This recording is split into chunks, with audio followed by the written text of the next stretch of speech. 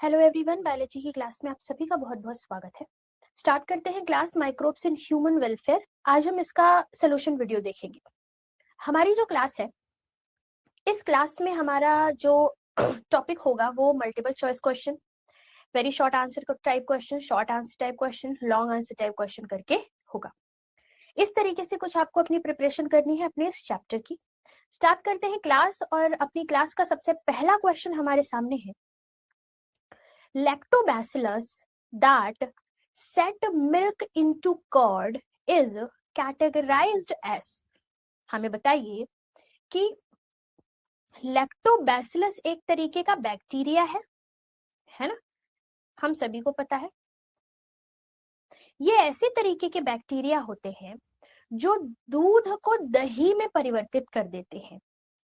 उसे किस में वर्गीकृत किया जाता है? चार ऑप्शन है, साइनोबैक्टीरिया, स्टेफिलोकोकस, आर्कीबैक्टीरिया या लैक्टिक एसिड बैक्टीरिया। अब मैंने आपको बताया कि जो कर्ड है, अगर आप इसका कॉम्पोजिशन देखोगे तो कर्ड में कौन सा एसिड पाया जाता है? Lactic acid. ये लैक्टिक एसिड आता कहां से है? ये लैक्टिक एसिड आता है एक बैक्टीरिया से, जिसे शॉर्ट फॉर्म में आप LAB, lactic acid bacteria, lactobacillus कहते हो। तो इस क्वेश्चन का करेक्ट आंसर हो जाएगा डी। अगला क्वेश्चन है, which one of the following pair is not correctly match. हमें बताइए इसमें से कौन सा ऐसा पेयर है जो करेक्टली मैच नहीं है। अगर आप क्लोस्ट्रीडियम ब्यूटिलिकम की बात करो तो ब्यूटेरिक एसिड इससे बनता है, ये बिल्कुल सही है। ट्राइकोडर्मा पॉलिस्पोरम साइक्लोस्पोरिन ए बनाता है, ये बिल्कुल सही है। मोनस्कस परप्यूरियस सिट्रिक एसिड गाइस नहीं बनाता, सिट्रिक एसिड इससे नहीं बनेगा। स्ट्रेप्टोकोकस स्ट्रेप्टोकाइनेज बनाता है, ये बिल्कुल सही है। तो इसमें से जो बेमेल है, जो इनकरेक्टली मैच है, वो होगा हमारा सी वाला ऑप्शन। मोनस्कस परप्यूरियस जो है सिट्रिक एसिड नहीं बनाता। अगला क्वेश्चन है, which of the following water sample in the given below table will have a higher concentration of organic matter. कह रहा है नीचे दिए गए तालिका में निम्नलिखित में से किस जल के नमूने में कार्बनिक पदार्थों की उच्च सांद्रता होगी। अब हम सभी को पता है, देखो यहाँ सैंपल 4 दे रखे हैं, sample A, sample B, sample C, sample D. Level of pollution and volume value of BOD भी यहाँ दे रखा है। अगर आप ध्यान से देखो, हमने आपको बताया था कि जितना गंदा पानी उतना ज्यादा बीओडी। बीओडी मतलब किसी माइक्रो ऑर्गेनिज्म को किसी गंदे पानी में, किसी सीवेज में, उस सीवेज को कार्बनिक चीज को ब्रेक करने के लिए जितने ऑक्सीजन की डिमांड होती है, which is biological oxygen demand by that micro organism. ठीक है, अब ये जो माइक्रो ऑर्गेनिज्म है, जितना गंदा पानी होगा उतना ज्यादा ऑक्सीजन की डिमांड करेगा। ठीक है, तो जाहिर सी बात है, जब पानी ज्यादा गंदा है तो बीओडी भी ज्यादा होगा हमेशा। तो अगर हाई पोल्यूटेड वाटर है तो बीओडी हमेशा हाई होगा, लो पोल्यूटेड वाटर का बीओडी हमेशा लो होगा। ऐसा कभी नहीं होगा कि लो पोल्यूटेड वाटर है और हाई बीओडी है, या हाई पोल्यूटेड वाटर का लो बीओडी है। ठीक है, तो इसमें अगर देखा जाए तो हायर कंसंट्रेशन के लिए बहुत ज्यादा ऑर्गेनिक मैटर का कंसंट्रेशन है, मतलब पानी बहुत ज्यादा गंदा है, बहुत पोल्यूटेड है, और उसको साफ करने के लिए, उसको तोड़ने के लिए ज्यादा ऑक्सीजन चाहिए। तो इस केस में ए इज द करेक्ट आंसर। अगला question, during biological treatment of sewage, the masses of bacteria held together by fungal filament to form mesh-like structure are called। कह रहा है मल जल के उपचार के दौरान कवक तंतु द्वारा एक साथ रखे गए बैक्टीरिया के मांस में एक जाल जैसी संरचना बन जाती है, उसे क्या कहते हैं? आप सभी को पता होगा, इसे हम फोक्स कहते हैं, है ना।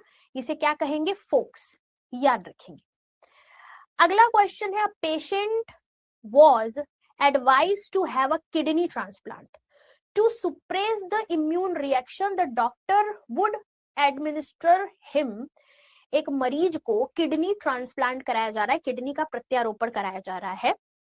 प्रतिरक्षा प्रक्रिया को सुप्रेस करने के लिए, दबाने के लिए डॉक्टर उसको क्या देगा?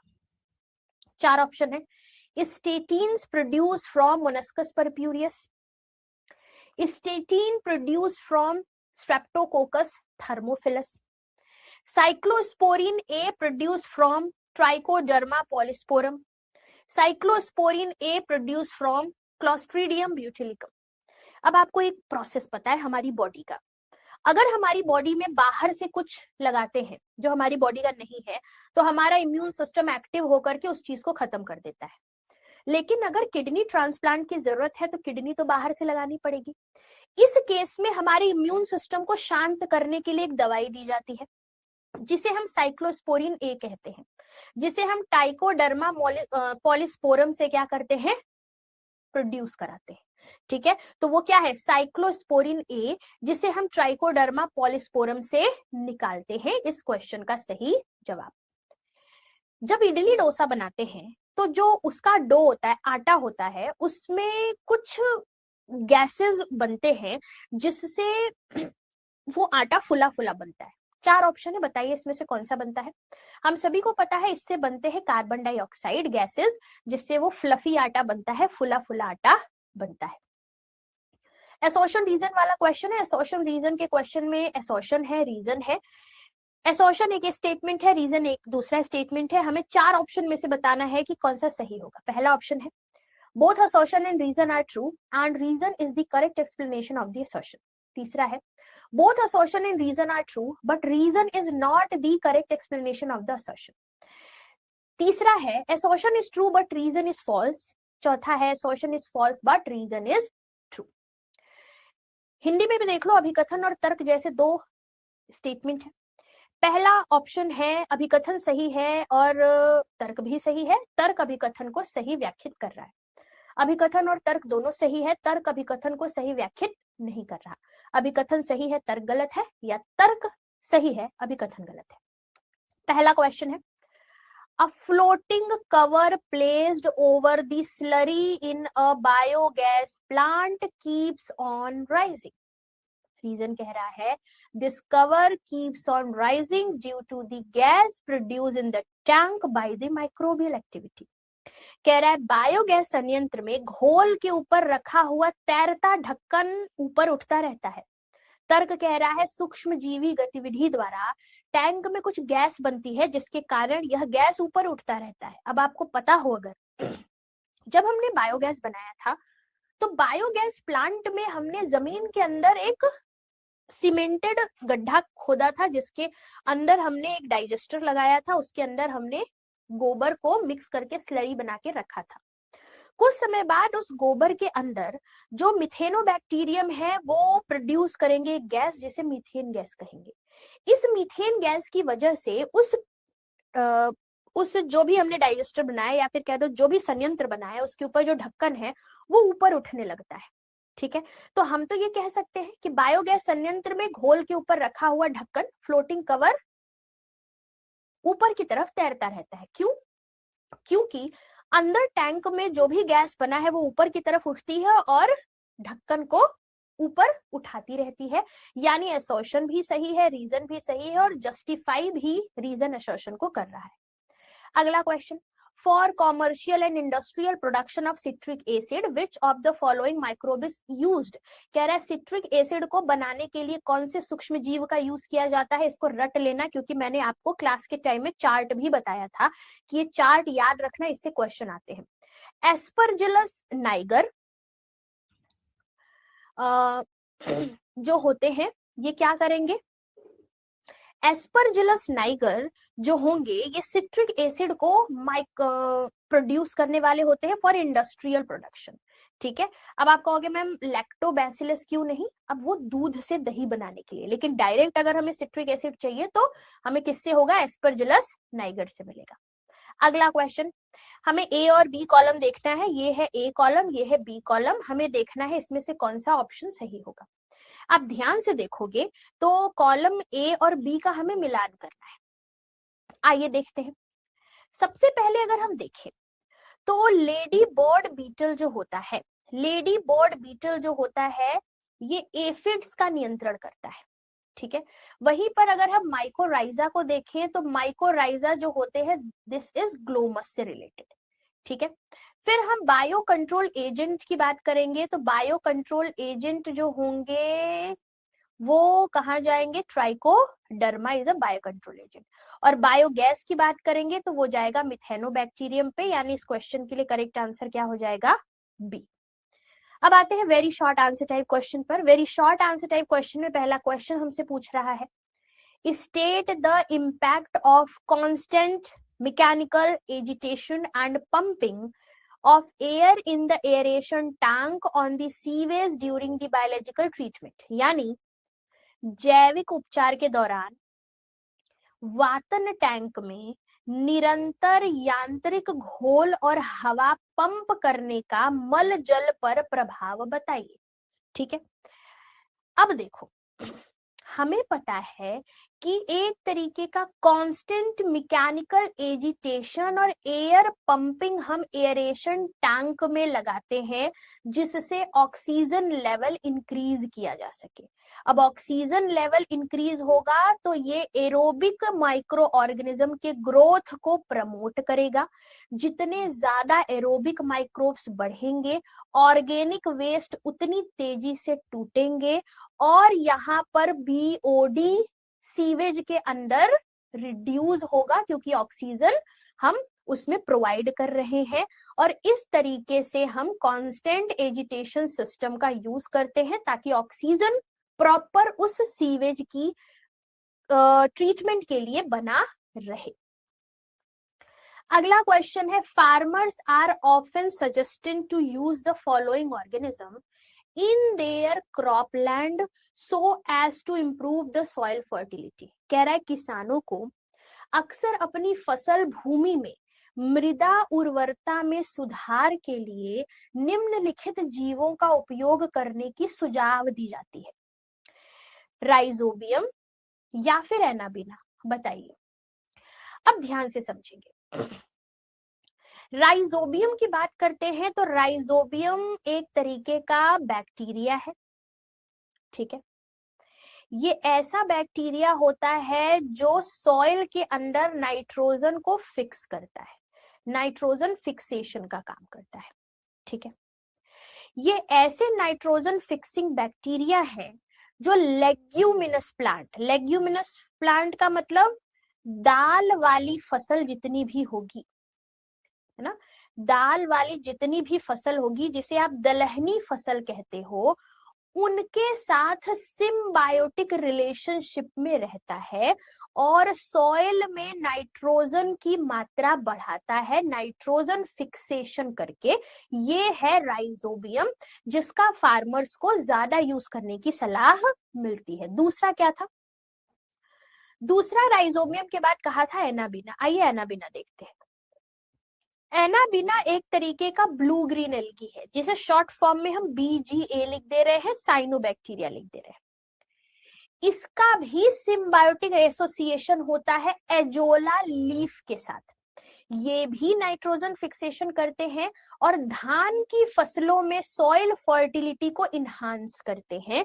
इस तरीके से फार्मर्स को क्या किया जाता है, कुछ माइक्रो ऑर्गेनिज्म का यूज करने की सलाह दी जाती है ताकि उनके फसल में अच्छी पैदावार हो उनके फसल की और उनकी मिट्टी की गुणवत्ता क्वालिटी और बढ़िया हो। अगला क्वेश्चन कह रहा है, organic farmer use trichoderma and baculovirus as a biological control agent, explain। कह रहे जैविक नियंत्रण एजेंट के रूप में किसान ट्राइकोडर्मा और बैक्यूलोवायरस का यूज करते हैं, बताइए क्यों। अब एक और चीज समझना, छोटा सा प्रोसेस बता रही हूं। मान लो किसी के खेती में इंसेक्ट का अटैक हो गया, है ना, मान लो इंसेक्ट ने हमारी जो फसल है उस फसल पर कर दिया अटैक। अब जो किसान होगा इस इंसेक्ट को मारने के लिए, किल करने के लिए क्या खरीद कर ले आएंगे, इंसेक्टिसाइड।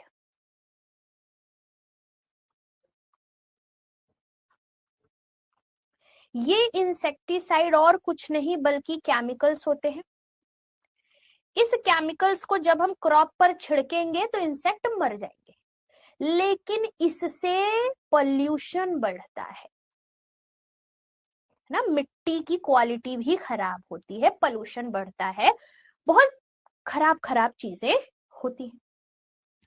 अब किसानों को ये चाहिए कि अब हम भाई ऐसा कुछ बनाएं जिससे इस केमिकल वाले इंसेक्टिसाइड का यूज ना करना पड़े। इस केस में जो किसान होते हैं वो ट्राइकोडर्मा नाम के फंगस का यूज करते हैं, बैक्यूलोवायरस नाम के वायरस का यूज करते हैं। ठीक है, ट्राइकोडर्मा एक ऐसा फंगस होता है जो सॉइल बॉर्न प्लांट डिजीज को कंट्रोल करता है, क्योंकि ये एक पैथोजेनस फंजाई है जो फसलों को नहीं, मिट्टी के अंदर रहने वाले डिजीज कॉजिंग माइक्रोब्स को खा जाता है। वहीं पर बैक्यूलोवायरस एक ऐसे तरीके के बायो कंट्रोल एजेंट होते हैं जो कि इंसेक्ट और पेस्ट को मार डालते हैं, प्लांट को नुकसान नहीं पहुंचाएंगे। तो इस तरीके के जो बायो कंट्रोल एजेंट है ये केमिकल फ्री है, इनसे कोई पोल्यूशन नहीं होने वाला, ये आसानी से किसानों को एजेंट से यानी उनकी फसलों को नुकसान पहुंचाने वाले एजेंट से छुटकारा दिला सकते हैं। इसी वजह से ट्राइकोडर्मा और बैक्यूलोवायरस का यूज किया जाता है। अगला क्वेश्चन कह रहा है, on the common bacterium found in the anaerobic sludge during sewage treatment and also in the र्यूमन of cattle, how is the bacterium commercially useful. कह रहा है जब हम सीवेज ट्रीटमेंट करते हैं तो अवायवीय आपंक में मवेशियों के र्यूमेन में पाए जाने वाले सामान्य बैक्टीरिया का नाम बताइए और हम व्यावसायिक रूप से इसका कैसे यूज कर सकते हैं।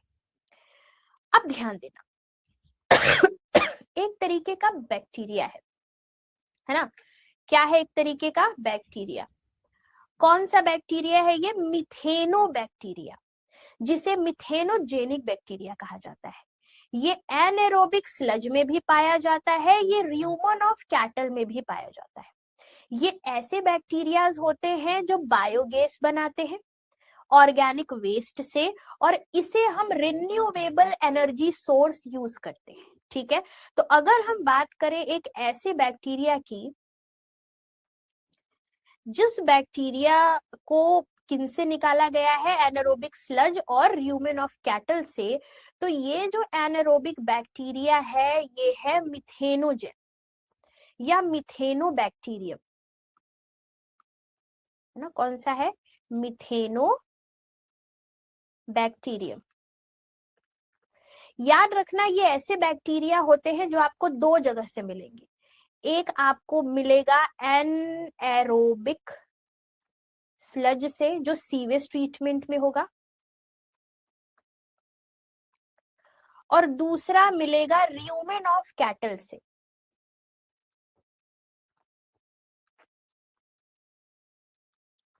और ये गोबर में भी पाए जाते हैं।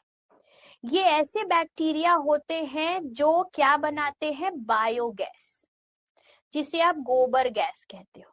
ठीक है, और यह रिन्यूएबल एनर्जी सोर्स है। ठीक, किनसे ये बनाते हैं, ऑर्गेनिक वेस्ट से, यानी ये जो बैक्टीरिया है ये ऑर्गेनिक वेस्ट से गोबर गैस, बायोगैस बनाने का काम करते हैं।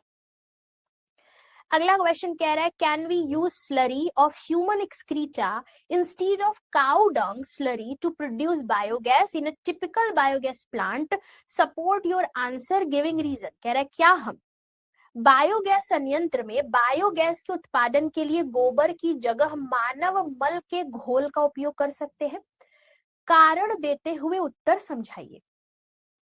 ठीक है, तो ह्यूमन एक्सक्रीटा को हम यूज कर सकते हैं बायोगैस प्रोड्यूस करने के लिए, but it is not ideal due to higher pathogens and potential health risk, क्योंकि ह्यूमन एक्सक्रीटा में बहुत ही ज्यादा पैथोजेंस पाए जाते हैं, बहुत ही ज्यादा बीमारी फैलने के चांसेस होते हैं। इसी वजह से ह्यूमन एक्सक्रीटा को हम बायोगैस बनाने के लिए ज्यादातर यूज नहीं कर सकते। हम यूज करते हैं, हम यूज कर सकते हैं, लेकिन क्योंकि due to higher pathogens and potential health risk, हम human excreta as a biogas source use नहीं करते।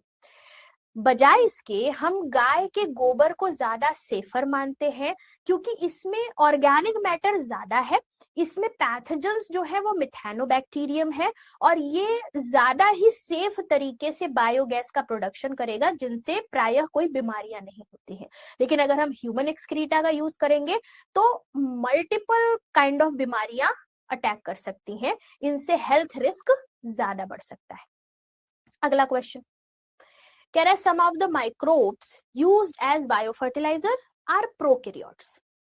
Name the taxonomic group they come under with the help of an example.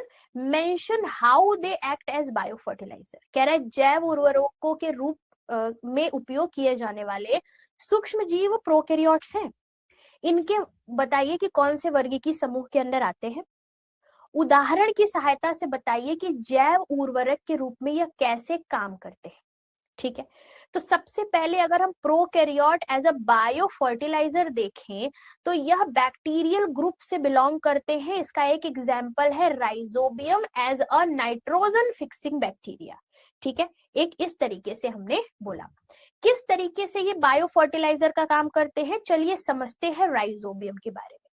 Rhizobium एक सिम्बायोटिक रिलेशनशिप फॉर्म करता है leguminous plant like beans, peas, दाल वाली फसलों के साथ। It fixes atmospheric nitrogen. क्यों? क्योंकि दाल वाली फसलें एटमॉस्फेरिक नाइट्रोजन का डायरेक्ट यूज नहीं करती। जब तक आप नाइट्रोजन को उनके कंपाउंड में नहीं बदलोगे, दाल वाली फसलें नाइट्रोजन नहीं लेंगी। ठीक है, तो इस नाइट्रोजन के कंपाउंड में बदलने के लिए, एटमॉस्फेरिक नाइट्रोजन को फिक्स करने के लिए राइजोबियम बैक्टीरिया इसे सॉइल में फिक्स करता है। तो rhizobium fixes atmospheric nitrogen into a form that plant can absorb and use nitrogen के कंपाउंड में। enrich the soil with nitrogen and improving soil fertility। मिट्टी में क्या करता है राइजोबियम? एटमॉस्फेरिक नाइट्रोजन को फिक्स करके मिट्टी के अंदर नाइट्रोजन की मात्रा बढ़ाता है, जिससे दाल वाली फसलें नाइट्रोजन ले सके, और साथ ही साथ सॉइल की फर्टिलिटी भी बढ़ाता है। तो इसे हम कह सकते हैं कि ये जो प्रोकैरियोट्स है, जो कि एक बैक्टीरिया है जिसका नाम राइजोबियम है, ये एक बायो फर्टिलाइजर के तरीके से काम करता है, क्योंकि ये एक नाइट्रोजन फिक्सिंग बैक्टीरिया है लेग्यूमिनस प्लांट में। अब देखिए, ये देखो एक डायग्राम दे रखा है। डायग्राम में बायोगैस प्लांट ए है और बी है। ठीक है, एक तरफ आपको बायोगैस प्लांट ए दिख रहा है, दूसरी तरफ आपको बायोगैस प्लांट बी दिख रहा है। एक तरफ आपको स्लरी और डग दिख रहा है, दूसरी तरफ आपको ह्यूमन एक्सक्रीटा दिख रहे हैं। ठीक है, ये दो तरीके के आपको बायोगैस प्लांट दिख रहे हैं, ए और बी। अब इसके लिए क्वेश्चन पूछा है, कह रहा है which one of two biogas plant can be used for generating gas, fuel and electricity and why? Give suitable reason in support of your answer। हमें बताइए दोनों में से किसका उपयोग गैस, ईंधन और बिजली दोनों के उत्पादन के लिए कर सकते हैं। उत्तर को समझाइए। ठीक है, तो आपको जैसे ही हमने बताया, हमारे पास एक प्लांट है बायोगैस प्लांट ए, जिसमें हमने काऊ डंग गोबर का यूज किया है ना। एक में हमने काऊ डंग यानी गोबर का यूज किया है। गोबर के अंदर मिथेनोजेंस होते हैं, है ना। काऊ डंग में क्या होते हैं? मिथेनोजेंस होते हैं। एनएरोबिक बैक्टीरिया है, सेल्यूलोजिक मटेरियल को ब्रेक करने का काम करते हैं, बहुत ज्यादा अमाउंट में मीथेन प्रोड्यूस करेंगे, कार्बन डाइऑक्साइड के साथ और हाइड्रोजन के भी साथ। वहीं पर दूसरा वाला जो है बायोगैस प्लांट बी, इसमें हमने ह्यूमन एक्सक्रीटा यानी ह्यूमन का मल लिया है। यहाँ से बायोगैस प्रोड्यूस नहीं होगा, क्योंकि यह आइडियल बायोगैस बनाने वाला सोर्स नहीं है, क्योंकि यहाँ बहुत ज्यादा पैथोजन के बनने के रिस्क होंगे, बहुत ज्यादा बीमारी फैलने के चांसेस होंगे। इसी वजह से बी वाला तो आइडियल सोर्स नहीं है। काऊ डंग ज्यादा सेफर होता है, मोर ऑर्गेनिक मैटर होता है, बायोगैस प्रोडक्शन के लिए ये बहुत ही अच्छा माना जाता है। यहीं से हम इलेक्ट्रिसिटी, बायोगैस, एनर्जी, ये सारे सोर्स प्राप्त करेंगे, ऐसे लिखोगे आप। अगला क्वेश्चन कह रहा है name and alcoholic drink which is produce by the help of microbes with distillation, without distillation. और दूसरा क्वेश्चन कह रहा है explain how cyanobacteria can be used as biofertiliser. मादक पेय का नाम बताइए जो सूक्ष्म जीवों की सहायता से उत्पादित होते हैं, आसवन के साथ, एक आसवन के बिना। और अब बताइए साइनोबैक्टीरिया का जैव उर्वरक में कैसे यूज होता है। तो मादक पेय का जब हम बिना आसवन और आसवन के साथ एग्जाम्पल लेंगे तो विथ डिस्टिलेशन, जिसमें आसवन होता है वो है विस्की, ब्रांडी, रम। विदाउट डिस्टिलेशन, जिसमें आसवन नहीं होता है, वो है वाइन और बियर। ये है अल्कोहल के लिए। दूसरा क्वेश्चन, साइनोबैक्टीरिया का यूज हम एज अ बायो फर्टिलाइजर कर रहे हैं, कैसे। एक साइनोबैक्टीरिया है जिसका नाम है एनाबिना एंड नॉस्टॉक। ये एटमॉस्फेरिक नाइट्रोजन को मिट्टी में फिक्स करते हैं, सॉइल की फर्टिलिटी बढ़ाने का काम करते हैं। ये ज्यादातर आपको यूजफुल दिखेंगे चावल के खेत में। They are grow well in water lock condition. इन्हें हम वाटर लॉक कंडीशन में बहुत ही अच्छे से ग्रो करा सकते हैं, क्योंकि ये नेचुरल बायो फर्टिलाइजर है। तो यहाँ पर हम किसी भी केमिकल फर्टिलाइजर का नीड नहीं जानते। इको फ्रेंडली होते हैं, क्योंकि किसी भी केमिकल कंपाउंड से ये रिलेटेड नहीं है। ये बायोलॉजिकल तरीके के क्या है, फर्टिलाइजर्स है, जो कि पैडी फील्ड में, राइस फील्ड में सॉइल की फर्टिलिटी, सॉइल की न्यूट्रिशनल वैल्यू को बढ़ाने का काम करेंगे, नाइट्रोजन फिक्स करने का काम करेंगे। कौन? Cyanobacteria like Anabaena and nostoc. अब आते हैं शॉर्ट आंसर टाइप क्वेश्चन पे। हमारा शॉर्ट आंसर टाइप क्वेश्चन में पहला क्वेश्चन है enumerate the main source of bio fertilisers, given one example of each, list two major reasons for using cow dung in a biogas plant instead of using domestic sewage. ठीक है, जैव उर्वरक के मुख्य स्रोतों की सूचीबद्ध कीजिए, एक एक उदाहरण दीजिए। घरेलू मलजल उपयोग के लिए बायोगैस संयंत्र में गोबर के उपयोग के दो प्रमुख कारण सूचीबद्ध करिए। आइए देखते हैं। मेन सोर्स है बायो फर्टिलाइजर का एग्जाम्पल आते हैं, देखते हैं। सबसे पहले है राइजोबियम। ये एक बैक्टीरिया है, नाइट्रोजन फिक्सिंग बैक्टीरिया है। ठीक है, मैं साइड हटके एक बार आपको चार्ट बता देती हूँ जो कि मैंने बनाया है। नाइट्रोजन फिक्सिंग बैक्टीरिया है जो कि है rhizobium. Free living nitrogen fixer है एजेटोबैक्टर, याद रखना ये सब। साइनोबैक्टीरिया है ब्लू ग्रीन एल्गी, जिसे आप एनाबिना कहते हो। और एक फंगस है जिसे माइकोराइजल फंगस कहते हैं, उसका नाम है ग्लोमस। ठीक है, तो nitrogen fixing bacteria rhizobium, free living nitrogen fixing bacteria Azotobacter, cyanobacteria Anabaena and mycorrhizal fungi क्या है, ग्लोमस। ठीक है, तो ये याद रखेंगे, ये सारे बायो फर्टिलाइजर्स के मेन सोर्स हैं। Reason for using cow dung in biogas plant instead of domestic sewage. बहुत बार इसका आंसर देख चुके हैं, अभी इसमें भी देख लेते हैं। सबसे पहली बात, क्योंकि काउ डंग या गाय का गोबर जो होता है, इसमें बहुत ही ज्यादा मात्रा में माइक्रोबियल पॉपुलेशन है मिथेनोजेंस का, और यह बायोगैस प्रोडक्ट प्रोड्यूस करने के लिए बहुत जरूरी माइक्रो ऑर्गेनिज्म है। ठीक है, तो क्योंकि गाय के गोबर में ज्यादा मात्रा में मिथेनोजेंस पाए जाते हैं, तो गोबर गैस के लिए बहुत जरूरी हो जाता है। दूसरा है कंसिस्टेंसी। गाय के गोबर एक यूनिफॉर्म कॉम्पोजिशन है जिसे बायोगैस आसानी से प्राप्त किया जा सकता है। गाय के गोबर में पर्याप्त मात्रा में ऑर्गेनिक वेस्ट होता है।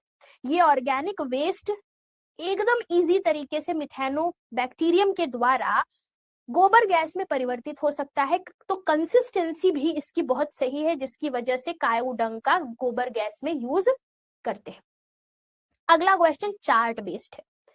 हमें यहाँ पर 1 2 3 सीरियल नंबर में ऑर्गेनिज्म लिख रखे हैं एक कॉलम में। बायो एक्टिव मॉलिक्यूल्स उनके लिख रखे हैं दूसरे में, और तीसरे में यूज लिख रखे हैं। किसी किसी में ऑर्गेनिज्म के नाम दिया है, किसी किसी में उनके बायोएक्टिव मॉलिक्यूल्स के नाम दिए और किसी किसी में उनके यूज बताए। हमें यहाँ पर पता करना है ए, बी, सी, डी, ई, एफ। ठीक है, चलिए वन बाय वन इसको पता करते हैं। ऑर्गेनिज्म है मोनस्कस परप्यूरियस, इसका बायोएक्टिव मॉलिक्यूल और इसके यूज पूछा हुआ है। तो मोनस्कस परप्यूरियस से जो बायोएक्टिव मॉलिक्यूल बनता है वो है स्टेटिन, जो कि ब्लड कोलेस्ट्रॉल लेवल को लोअर करता है। ठीक है, तो ए और बी के लिए इस तरीके का आंसर हो जाएगा, ये हो जाएगा बी गाइस, इसको कंफ्यूज मत करना।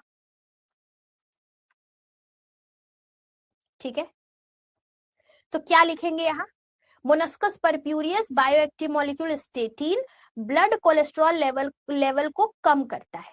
ठीक है, फर्स्ट वाला सीरियल नंबर कंप्लीट हो गया। दूसरा सीरियल नंबर में यूज कह रहा है एक तो एंटीबायोटिक बनेगा, आइए देखते हैं।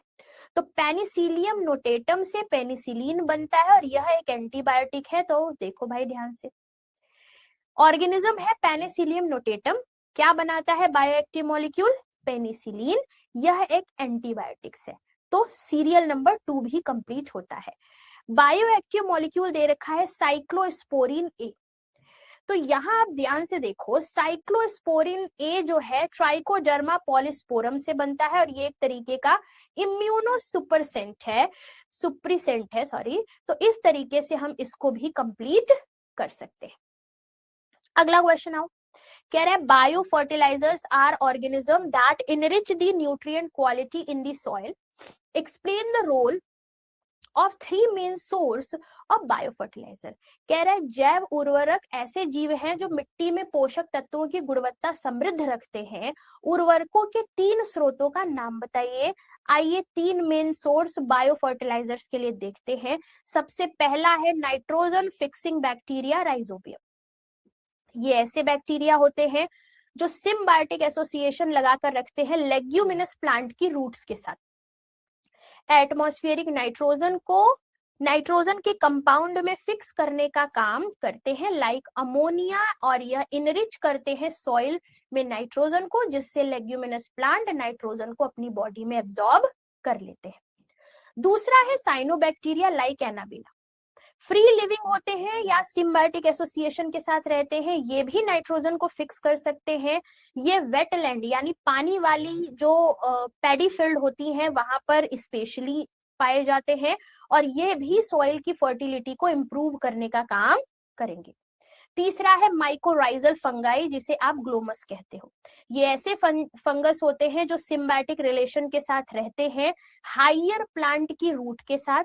ये न्यूट्रिएंट अपटेक को इनहांस कर देते हैं, जिससे कि सॉइल से ज्यादा न्यूट्रिएंट्स प्लांट में जा पाए, और सॉइल स्ट्रक्चर को भी इंप्रूव करते हैं। तो इस तरीके से हमने बायो फर्टिलाइजर के 3 नाम लिखे। अब आते हैं लॉन्ग आंसर टाइप क्वेश्चन पे। हमारा लॉन्ग आंसर टाइप क्वेश्चन में एक चार्ट दे रखा है, हमें JIKLMN इन सब के टेबल भरने हैं। यानी हमें फिर से एक कॉलम में केमिकल बायोएक्टिव मॉलिक्यूल दे रखा है, दूसरे में माइक्रो ऑर्गेनिज्म, तीसरे में कैटेगरी और चौथे में उसका यूज दे रखा है। जहां जहां पर भी अल्फाबेट ऐसे लिखे हुए हैं जो मैं राउंड लगा रही हूँ, वहां वहां पर हमें बताना है कि क्या होगा। आपकी ईज के लिए मैंने यहाँ पर चीजें देख ली है, बता दी है। ब्यूटेरिक एसिड से जो माइक्रो ऑर्गेनिज्म से ये बन रहा है, जिस कैटेगरी से ये बिलोंग करता है, और इसका यूज है important application in food, chemical and pharma industry. आइए ब्यूटेरिक एसिड की बात करते हैं। इसमें दूसरा पार्ट ये वाला भी क्वेश्चन है, अब इसको देखेंगे। ब्यूटेरिक एसिड जो है वो जिस माइक्रो ऑर्गेनिज्म से बनता है वो है क्लोस्ट्रीडियम ब्यूटिलिकम। कैटेगरी है इसका बैक्टीरिया। ये इंपॉर्टेंट एप्लीकेशन दिखाता है food, chemical and pharma industry में। फिर हम स्टेटिन के पास आएंगे। मोनस्कस परप्यूरियस से ये बनता है, ये एक फंगस होते हैं और ये इनहिबिट करते हैं कोलेस्ट्रॉल बायोसिंथेसिस को, यानी ब्लड कोलेस्ट्रॉल लोअरिंग एजेंट है। साइक्लोस्पोरिन ए की तरफ आते हैं, ये ट्राइकोडर्मा पॉलीस्पोरम से बनते हैं, ये भी फंगस है। ये ऑर्गन ट्रांसप्लांट के समय में इम्यूनो सुप्रेसिव एजेंट की तरीके से काम करते हैं। ठीक है, तो इस तरीके से हम लिखेंगे और वही हमसे एग्जाम में पूछा था। दूसरा जो पार्ट है वो कह रहा है why are baculovirus used as bio control agent. ठीक है, अभी जस्ट आपको याद होगा हमने very short answer type question में ऐसा ही एक क्वेश्चन सॉल्व किया था। आइए इसको ओरली देखते हैं, क्योंकि एक बड़ा सा स्टेटमेंट में मैं साइड में हटके इसको एक बार पढ़ देती हूँ। Baculovirus are pathogen that attack insect and other arthropods. Baculovirus एक ऐसे तरीके का वायरस होता है जो इंसेक्ट और ऑर्थोपोड्स पर हमला करके उनको खत्म करता है। The majority of baculovirus used as biological control agent are in the genus Nucleopolyhedrovirus. कह रहा है बहुत ही मेजॉरिटी केसेस में हम एक जीनस जिसे न्यूक्लियोपॉलीहाइड्रोवायरस कह रहे हैं, इससे बिलोंग करने वाले बैक्यूलोवायरस का बायो कंट्रोल एजेंट के रूप में यूज करते हैं। These viruses are excellent candidates for species-specific narrow spectrum insecticidal application. ये ऐसे वायरसेस है जो अपने बहुत ही जबरदस्त स्पीसीज स्पेसिफिक तरीके से बायो कंट्रोल करने के लिए इंसेक्टिसाइडल एप्लीकेशन के लिए यूज किए जाते हैं। They have been shown to have no negative impact on plant, mammals, birds, fish और even on non targeted insect. कह रहा है ये बहुत ही निगेटिव कह सकते हो इम्पैक्ट डालते हैं, सॉरी बिना किसी निगेटिव इम्पैक्ट के, नो निगेटिव है, तो कह रहा है ये बिना किसी निगेटिव इम्पैक्ट के, बिना किसी हानि के प्लांट को, मैमल्स को, बर्ड्स को, फिशेस को और नॉन टारगेटेड ऑर्गेनिज्म को छोड़कर ये सिर्फ टारगेटेड ऑर्गेनिज्म को ही हानि पहुंचाते हैं, बाकी सबको कोई निगेटिव इम्पैक्ट नहीं डालते हैं। This is specially desirable when beneficial insect are being considered to aid in an overall integrated pest management program और when an ecological sensitive area is being treated. कह रहा है स्पेशली ये सारा का सारा जो हमने बैक्यूलोवायरस का यूज देखा है, ये सिर्फ उन्हीं तरीके के इंसेक्ट को, जैसे कि कुछ इंसेक्ट या अदर ऑर्थोपोड्स होते हैं, उनको ही सिर्फ नुकसान पहुंचाते हैं। इसी वजह से हमने इन्हें इंटीग्रेटेड पेस्ट मैनेजमेंट प्रोग्राम में शामिल किया है और ये इकोलॉजिक सेंसिटिव एरिया में भी काम करते हैं, जहां पर यह निगेटिव इम्पैक्ट बाकियों पर नहीं डालेंगे, सिर्फ टारगेटेड ऑर्गेनिज्म पर डालेंगे और ये केमिकली फ्री है, बिल्कुल बायोलॉजिकल पेस्टिसाइड्स के तरीके से काम करते हैं, इंसेक्टिसाइड के तरीके से काम कर सकते हैं, सिर्फ टारगेटेड इंसेक्ट और आर्थ्रोपोड्स पर अटैक करते हैं। ठीक है, तो इस तरीके से हमारा ये पूरा का पूरा चैप्टर खत्म होता है सोल्यूशन वीडियो के साथ। मिलते हैं गाइस अगले चैप्टर के सोल्यूशन वीडियो में। Thank you so much.